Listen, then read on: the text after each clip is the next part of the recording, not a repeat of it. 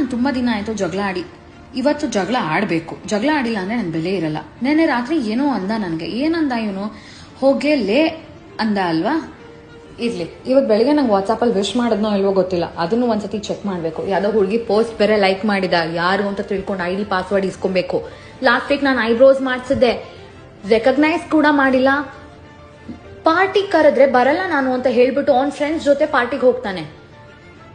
Pizza ತಂದ್ಕೊಟ್ಟೆ, ತಿಂದಿಲ್ಲ. ಒಂದ್ ಮನೇಲಿ ಹೋಗ್ಬಿಟ್ಟು ಅವ್ರ ಮಮ್ಮಿ ಮಾಡಿರೋದ್ರೆ ಚೆನ್ನಾಗಿರುತ್ತೆ ಅಂತ ಅದನ್ನೇ ತಿಂತಾನೆ. ಹೊಸ ಬಟ್ಟೆ ಹಾಕೊಂಡ್ ಬಂದಿದ್ದೀನಿ, ರೆಕಗ್ನೈಸ್ ಕೂಡ ಮಾಡಿಲ್ಲ, ಕಾಂಪ್ಲಿಮೆಂಟು ಕೊಟ್ಟಿಲ್ಲ ನನಗೆ.